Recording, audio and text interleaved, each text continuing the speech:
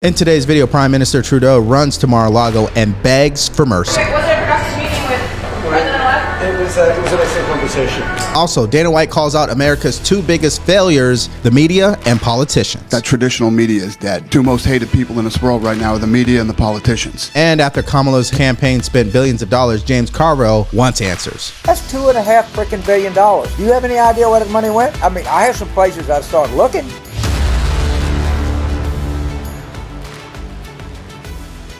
So President-elect Trump's tariff threats are clearly working because now you have the Prime Minister of Canada running to Mar-a-Lago on Friday, begging for mercy. We're waiting to learn details of incoming President Donald Trump's meeting with Canadian Prime Minister Justin Trudeau.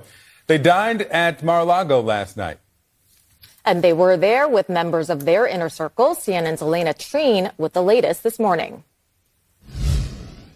Well, Victor and MJ, President-elect Donald Trump hosted Canadian Prime Minister Justin Trudeau at Mar-a-Lago for dinner on Friday evening. And really, this is a very important moment, really a flashpoint of sorts in their relationship. It came just days after Donald Trump had issued that threat to impose massive tariffs on both Canada as well as Mexico if the countries did not do enough to crack down on drugs and migrants coming over both the northern and southern borders, respectively. Now, we actually did hear Justin Trudeau address that threat Friday morning, hours before he flew to Florida to meet with Donald Trump. And he said that if Donald Trump were to carry out that threat, that it would be hurting Americans and American businesses. So can we just tell the truth here, right? Trudeau's urgent visit to Mar-a-Lago only says one thing, that there is true weight to when Trump is speaking about tariffs, that people are going to respond.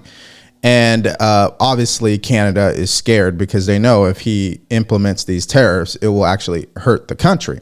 And by the way, Canada is already hurting. So this is just extra right on top of the damage Justin Trudeau has already done to that country, which his time is already running out, if you guys haven't noticed. Okay, so here is his actual post on Truth Social, that is President-elect Trump. I just had a very productive meeting with Prime Minister Justin Trudeau of Canada, where we discussed many important topics that will require both countries to work together to address, like the fentanyl and drug crisis that has decimated so many lives as a result of illegal immigration, fair trade deals that do not jeopardize American workers, and the massive trade deficit the U.S. has with Canada. I made it very clear that the United States will no longer sit idly by as our citizens become victims to the scourge of this drug epidemic caused mainly by the drug cartels and fentanyl pouring in from China. Too much death and hardship. Prime Minister Trudeau has made a commitment to work with us to end this terrible devastation of U.S. families. We also spoke about many other important topics like energy, trade, and the Arctic. All are vital issues that I will be addressing on my first days back in office and before. Now, right after that meeting, they did catch Justin Trudeau leaving, and here's what he had to say about it. Prime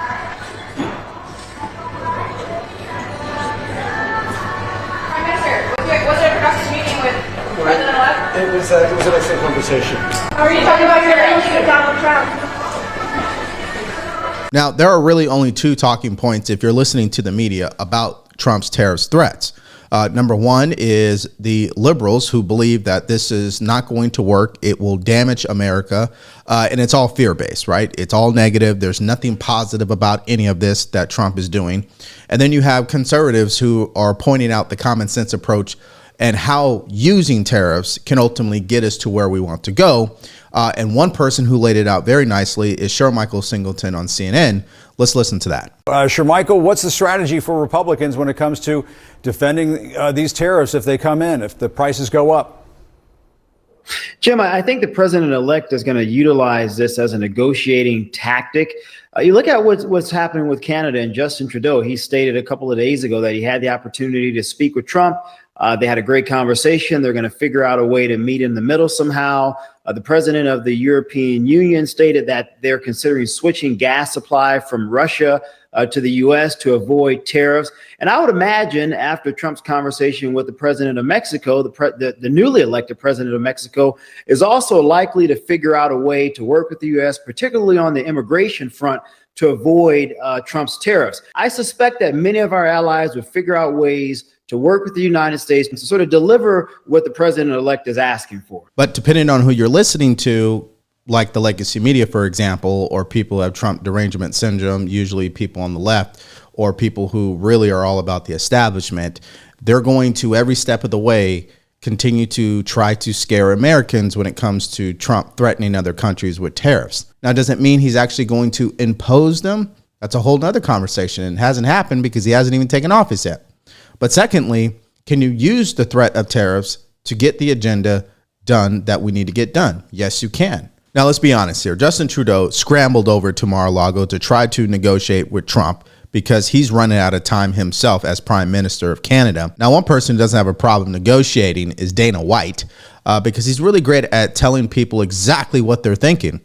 And in this next video, you're going to see that is going viral. He tears into the politicians and particularly legacy media, declaring that they are dead. Just in general, like, why do you think your fighters kind of relate well to Trump? Because, like, back to back, it was Bo, then Chandler, then John. Like, why do you think they relate so well to the president? Well, if you saw the election, the entire country relates with Trump right now. When all the swing states, the only states she won were the ones that you didn't need ID to vote in. It would have been interesting if you needed ID, how that would have played out too. I think that I think the whole country, it feels like somebody hit the reset button. Everything feels, and however this election went, everybody was hoping it was a blowout either way, so there would be no more bullshit. And what I think is, I think everybody's tired of the bullshit, man. We're all tired. We all just want to live our lives and run our businesses and raise our families and do all that shit. And hopefully this stuff will all simmer down in the next 4 years. Okay, so let's just take a moment really quick here. If you guys are getting value from this video, please like, share, and subscribe to our channel. If you want to support us further, go to the link in the description below, shop the merch store, or buy us a cup of coffee. Yeah, Dana White is the man. I mean, he's very clear at communicating exactly the way that he thinks and how he feels. And I do believe that a lot of people did relate with Trump in their own different ways, even people who actually don't like him. They relate with his policies at a minimum. But what's more important is where everything is headed at this point when you're talking about how the legacy media really didn't have an influence on the election. The election was actually won on the internet, and here he is making that point. I was asking because, like, when you had the speech when he got elected, you think, like, Butts with the Boys, like all the podcasters. So it seems like a lot of young men, like, relate well to Trump. So it's like just like how the fighters kind of related to him tonight. So I've had this philosophy for the last 5 years that traditional media is dead, and it doesn't hold the influence that it used to hold. The two most hated people in this world right now are the media and the politicians. Nobody trusts them, and nobody believes them. And the true influence right now is with these kids that are on the internet, and they're called influencers. So I've been creating relationships with these people over the last, like I said, 4 or 5 years. And this election was won on the internet. And that's why the Democratic Party is going to be struggling for quite some time, because they're already looking at the point of the election being won on the internet in the wrong way. They're thinking they need to go create a Joe Rogan. You don't create a Joe Rogan. Joe Rogan was actually on the left. And of course, we had a video talking about that. But the point is that they pushed him away. I'm sure they're scrambling to try to create their own version of this show. Right. This is one thing that keeps coming up. Like, we need our own Joe Rogan. Right.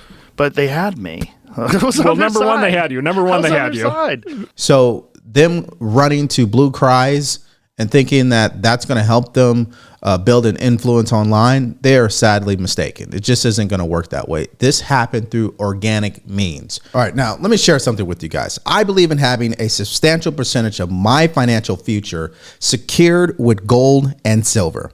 That's why I decided to partner with today's sponsor, Colonial Metal Groups.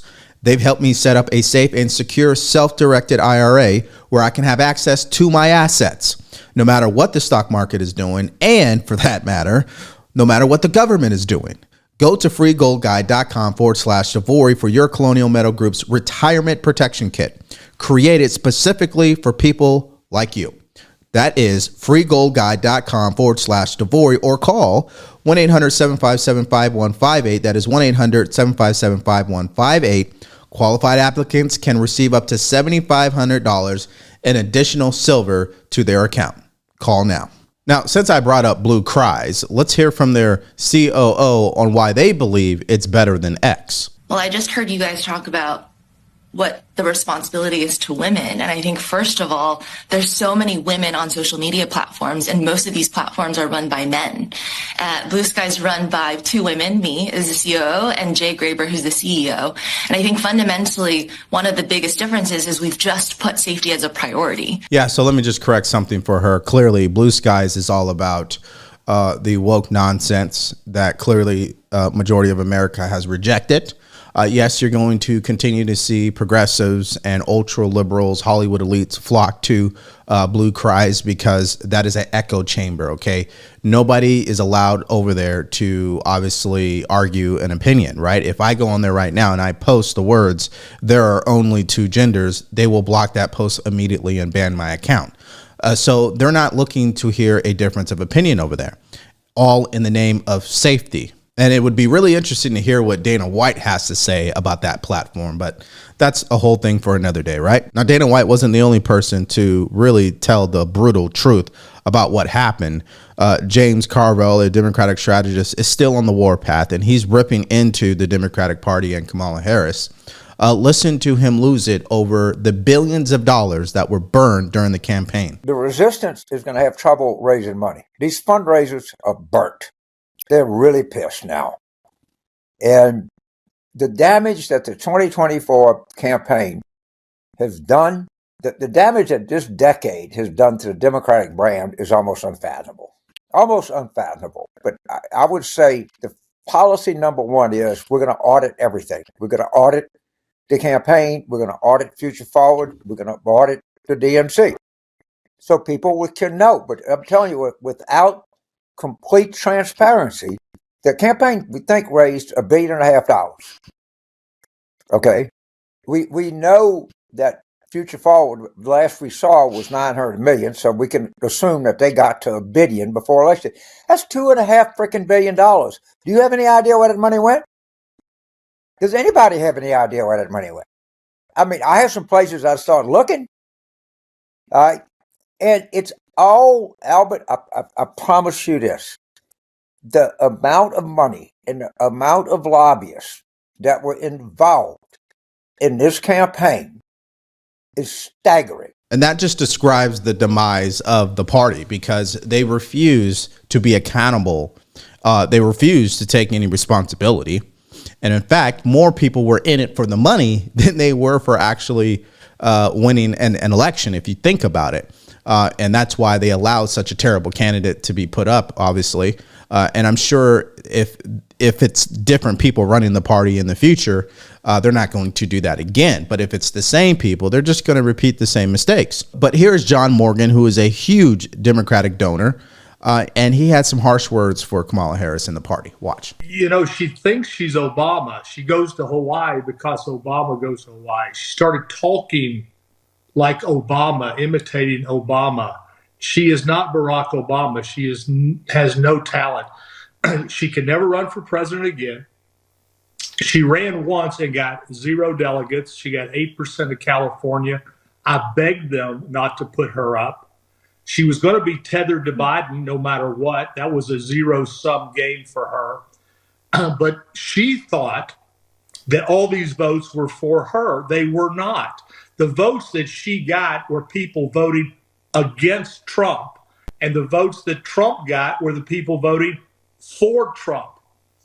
What the Harris campaign should have done, instead of avoiding Joe Rogan and podcasts, it turns out that Barron Trump, who looks like a runway model, was telling his father, you need to go on podcasts, you need to go on Joe Rogan. You know, he was 3 hours late to a rally because he was doing Joe Rogan because that was so important. So Barron Trump is a lot smarter than everybody in the Harris. They said they didn't go on Joe Rogan, the progressives around her. You heard what Carville said. The progressives didn't want to go on Joe Rogan. Look, if I'm running, I'm going on Joe Rogan. I'm living on Fox. That's how you change minds. Now, let's just pause for a second. I mean, that is such an insightful thing to know. The votes that she was getting was not because people actually liked her. It was because they hated Trump. And I had said that so many times where his support is a mile deep. Hers is like 12 inches deep, right? So I'm not surprised there. And the fact that Barron Trump was the one that told his father to do these podcasts and they followed through just shows how adaptable Trump really is and what he's willing to do in order to win. I don't believe Kamala Harris has that mindset. I don't think she was willing to do whatever it takes to truly win this election, which is why they were playing hide and seek with her for a long time, right?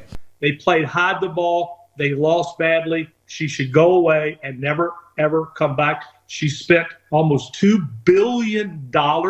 They're raising money this week to pay off the debt. If you can't run your campaign, you damn sure can't run the country. I agree. She should go away, never come back again. I know you guys have probably heard of those stupid polls already coming out talking about she's the front runner for 2028. No, she's not. Let's just stop it right now. And secondly, if you can't run your campaign, you can't run the country. That is so dead on, right? But listen, $2.5 billion is a lot of money.